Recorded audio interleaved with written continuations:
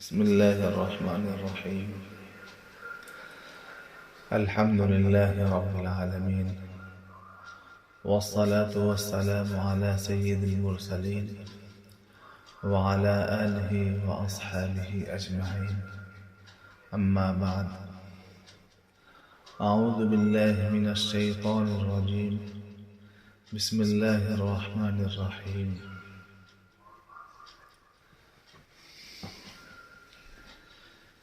يا أيها الذين آمنوا اذكروا الله ذكرا كثيرا وسبحوه بكرة وأصيلا. اے ایمان والو، اللہ کا ذکر خوب کیا کرو اور صبح و شام اس کی تسبیح پڑھا کرو۔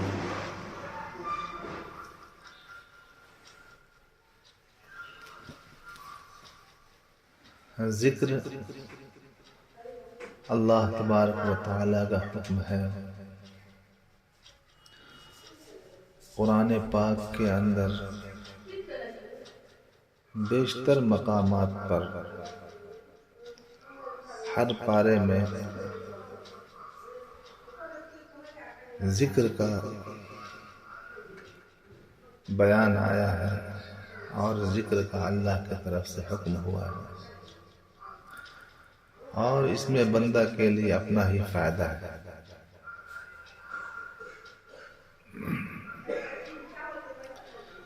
ذکر کا طریقہ کیا ہے؟ نبی پاک صلی اللہ علیہ وسلم نے اپنے عمل مبارک کے ذریعے سے کر کے بتایا، پھر صحابہ کرام رضی اللہ تعالی عنہم اجمعین جو شب و روز صبح و شام آپ کی صحبت میں رہتے تھے، ان کو بھی طریقہ بتایا، اور انہوں نے بھی نبی پاک صلی اللہ علیہ وسلم سے ذکر سیکھ کر، اس کا طریقہ سیکھ کر، ذکر کو عمل میں لانے کا طریقہ معلوم کر کے اس کو عملی جامہ پہنایا،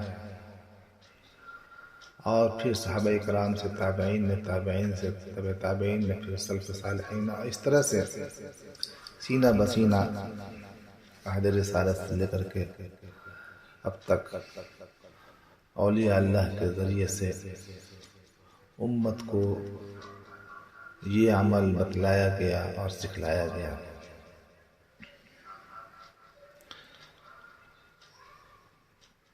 مشائخ، اولیاء کرام اور بزرگان دین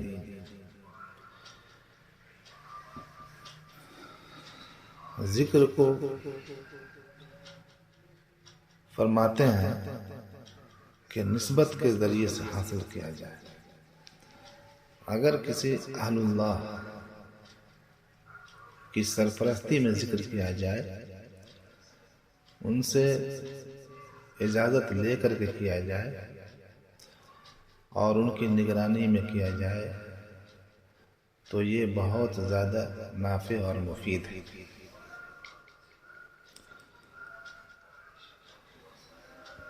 ہمارے ہاں عام طور پر مشہور ہے کہ اپنے طور پر بھی ذکر کیا جا سکتا ہے۔ صوفیہ اور بزرگان دین اور اولیاء اللہ سے رابطہ کرنا کوئی ضروری نہیں ہے۔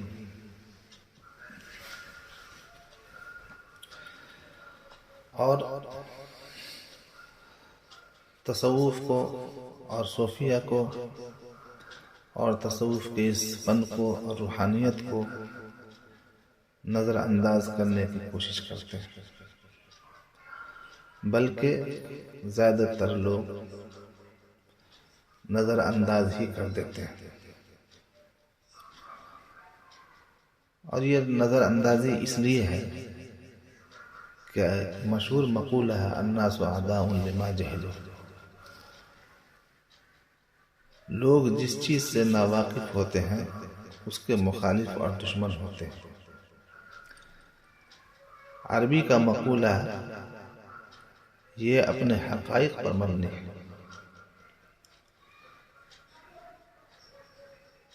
جو شخص جس فن کا عادی و حامل ہوتا ہے وہ دوسرے کے فن کا واقعتاً مخالف ہوتا ہے۔ یہ مشاہدہ ہے۔ مثلا ایک شخص تاجر ہے، وہ معاشرے کا مخالف ہوگا، اس لیے کہ تجارت اس کی نگاہ میں بڑی چیز ہے۔ ایک شخص جاہل ہے، وہ عالم کا مخالف ہوگا، اس لیے کہ اس کی نگاہ میں اس کے علم سے اس کو کوئی لینا دینا نہیں ہے۔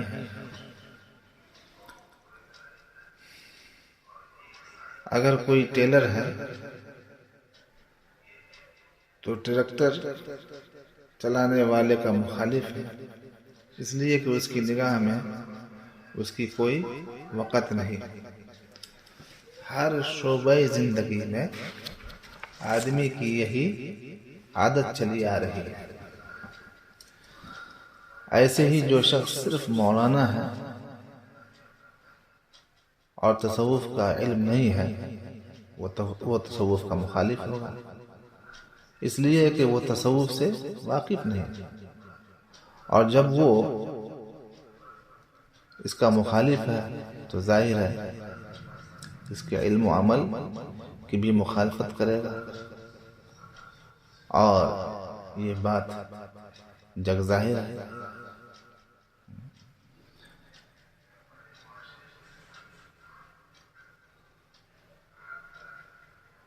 عام طور پر لوگ ذکر اللہ کو اور عشق الہی کو سرسری نگاہ سے لیتے ہیں۔ اکثر خواص و عوام کی نگاہوں میں اور دماغوں میں یہ بات بیٹھی ہوئی ہے کہ نیک بننا بڑا آسان کام ہے۔ قرآن پڑھو، نماز پڑھو اور صبح و شام کا ذکر کر لو، نیک بن جاؤ۔ یہ مغالطہ خواص میں بھی ہے، اور دلیل یہ ہے ان کے یہاں کہ اللہ تعالیٰ نے فرمایا وَلَقَدْ يَسَّرْنَا الْقُرْآنَ لِلذِّكْرِ فَهَلْ مِن مُدَّكِرٍ، کہ ہم نے قرآن کو اپنی یاد اور طاعت اور عبادت کے لیے بالکل آسان کر دیا۔ قرآن پاک میں ہے ہدی و رحمت للعالمین۔ قرآن پاک ساری انسانیت کے لیے سراپا رحمت و ہدایت ہے۔ بے شک سامعین کرام، ہم بھی کہتے ہیں کہ ان ھذا القرآن یہدی للتی ہی اقوم، کہ بلا شبہ قرآن پاک سب سے مضبوط اور ٹھیک راستہ ہے اور صحیح راستے کی رہبری کرتا ہے۔ قرآن پاک سے بڑھ کر کے کوئی راہبر نہیں، لیکن کیا کسی بھی کتاب کو آج تک کسی نے بغیر استاذ کے پڑھی ہے اور اس پر عمل کیا ہے؟ ظاہر ہے دنیا کی ماضی اور حال کی تاریخ سبھی یہی کہتی ہے کہ کوئی بھی کتاب شروع میں کسی استاذ سے ہی پڑھنی چاہیے، تبھی اس پر عمل آسان ہو سکتا ہے، ورنہ دشوار ہے۔ ہر کتاب کے ساتھ جب یہی معاملہ ہے تو کتاب اللہ جو ساری کتابوں سے بڑی کتاب ہے، اللہ رب العزت کا کلام ہے، اس کے لیے بھی تو ایسے استاد کی ضرورت ہے جو اس کا عالم بھی ہو اور اس پر عامل بھی ہو۔ اسی لیے اللہ تبارک و تعالیٰ نے 1,24,000 کم و بیش پیغمبروں کو مبعوث فرمایا، کہ یہ انسانوں کو علم بھی سکھائیں گے، اور جو علم میں ان کو سکھاؤں گا وہی علم یہ لوگوں کو بھی سکھائیں گے اور اس پر عمل بھی کروائیں گے۔ تورات، انجیل، زبور اور قرآن شریف یہ سب آسمانی کتابیں پیغمبروں کے ذریعے اتاری گئیں۔ خدا کے پیغمبروں نے ان کے علوم سے لوگوں کو واقف کرایا اور ان کی روشنی میں ان کو صحیح عمل کرنے کی دعوت بھی دی۔ خلاصہ کلام یہ ہے کہ علم کے ساتھ ساتھ اس پر عمل کرانے کی تربیت و نگرانی کرانے والے افراد بھیجے۔ پھر انبیاء کرام علیہ السلام کے بعد صحابہ کرام اور اولیاء کرام اور صالحین کو اللہ تبارک و تعالی نے علم و ہدایت کی ذمہ داری عطا فرمائی تاکہ یہ اللہ کے دیے گئے علم کی روشنی میں لوگوں کی ہدایت و رہبری کا فریضہ انجام دیں۔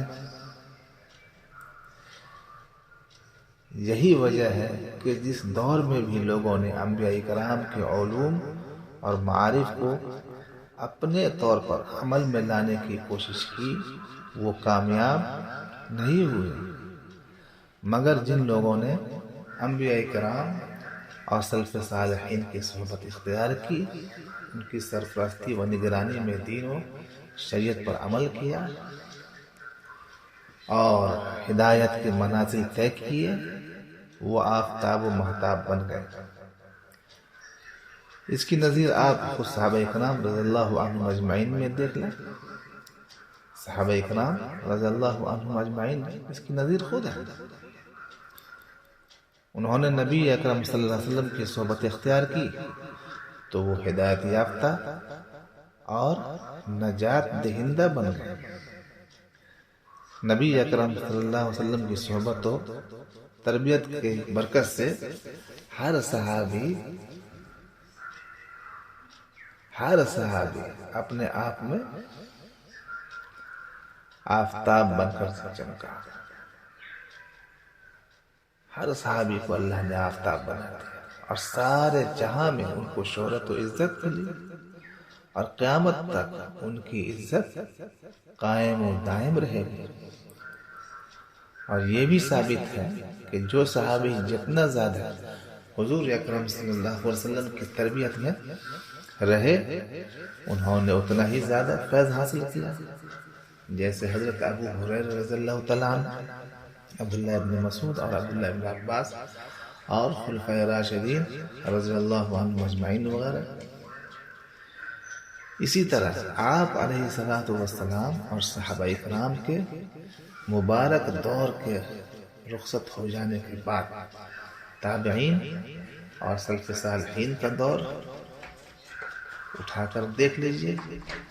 جب ان حضرات کا دور آیا تو وہ تمام علماء و محدثین جنہوں نے اپنے وقت کے مشائخ کی صحبت و تربیت سے فیض اٹھایا وہ سب کے سب مقبول ہوئے اور وہ سب سے زیادہ مقبول ہوئے اور اللہ کی نگاہ میں وہ سب کے سب محبوب خلائق بھی ہوئے۔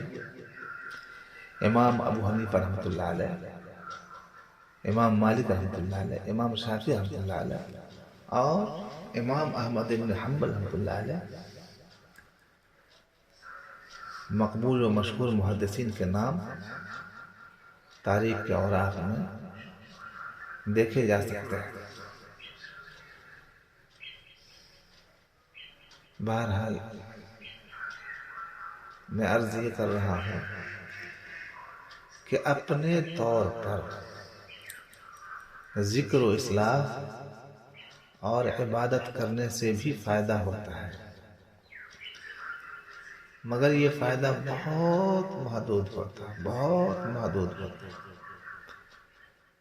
بلکہ بسا اوقات آدمی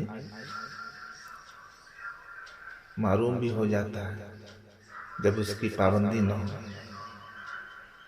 جبکہ اہل اللہ اور مشائخ کی نگرانی اور رہنمائی سے جو عمل وجود میں آتا ہے اس کی تاثیر اور نفع بہت زیادہ ہوتا ہے۔ فوائد الفؤاد میں حضرت خواجہ نظام الدین اولیاء رحمۃ اللہ علیہ نے اپنی ایک مجلس میں فرمایا کہ کچھ اوراد اور اذکار تو میرے خود کے مقرر کردہ ہیں، اور کچھ حضرت شیخ الاسلام فرید الدین گنج شکر رحمۃ اللہ علیہ جو آپ کے مرشد ہیں ان کے بارے میں فرماتے ہیں ان کے بتائے ہوئے ان سے مجھے ملے ہیں، مگر دونوں کی تاثیر میں زمین آسمان کا فرق ہے، کیونکہ جو چیز نسبت سے ملتی ہے اس کی تاثیر ہی اور ہوتی ہے۔ یہی بات حضرت مجدد الفسانی رحمۃ اللہ علیہ بھی فرماتے ہیں۔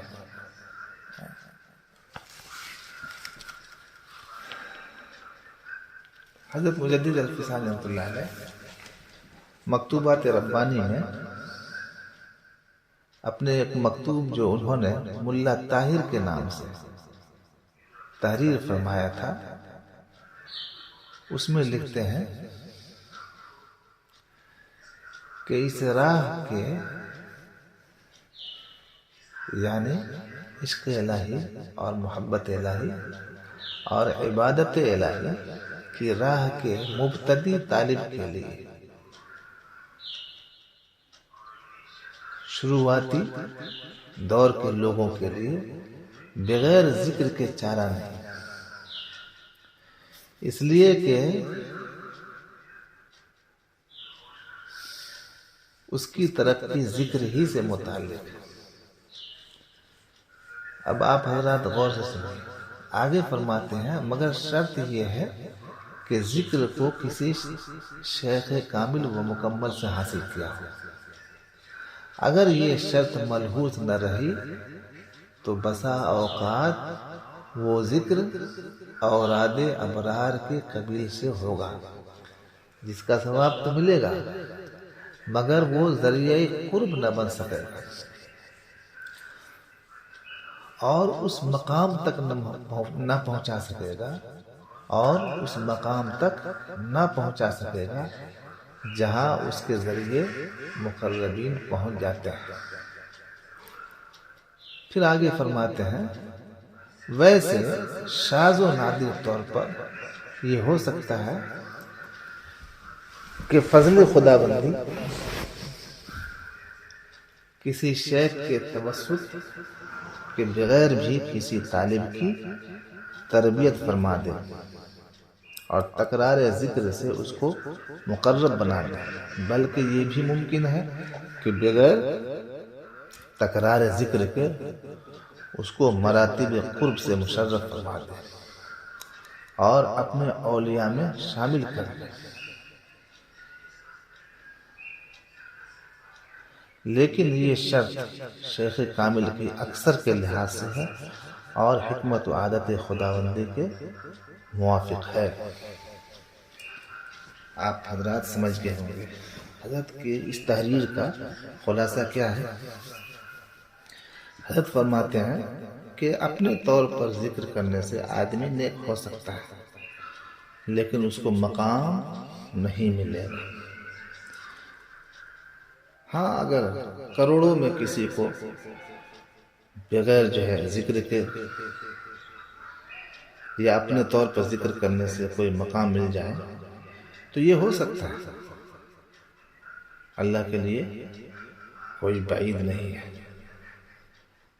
اللہ تعالیٰ جسے چاہے قبول کر لے، جسے چاہے چن لے، وہ اپنے امر میں، اپنی حکومت میں، سلطنت میں مختار ہے، مختار کل ہے، جیسے انبیاء کرام علیہ السلام کو دیکھیں، اللہ یجتبی الیہ من یشاء ویہدی الیہ من ینیب، اللہ جس کو چاہتا ہے منتخب فرما لیتا ہے اپنی نبوت کے لیے، اپنی ولایت کے لیے، یہ ان کا معاملہ ہے کہ بغیر ذکر کے بھی اور تھوڑے سے ذکر سے بھی بعض مرتبہ جو لوگ اپنے طور پر کرتے ہیں، اللہ تعالیٰ اپنا مقرب بنا لیتے ہیں، اپنا محبوب بنا لیتے ہیں، مگر اس طرح کا واقعہ کروڑوں میں کوئی کوئی ہوتا ہے، ورنہ عادت اللہ اور اللہ کی حکمت کیا ہے؟ یہ ہے کہ کسی اہل اللہ کی صحبت اختیار کیا جائے اور ان کے ذریعے سے ذکر پر جو دوام حاصل ہوگا اور پھر نفع ہوگا تو اس کے ذریعے سے مقامات قرب حاصل ہوں گے، اولیاء اللہ کی صفوں میں جانا آسان ہوگا، اللہ کا ولی بننا آسان ہو جائے گا۔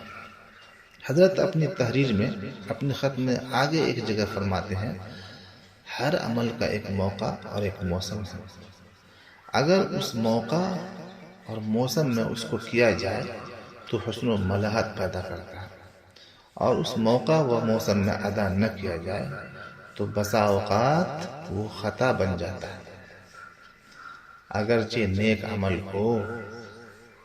اور یہ سچی بات ہے، تجربے سے شاہد ہے، بہت سارے لوگ جو بغیر شیخ کی اجازت کے ذکر کرتے ہیں،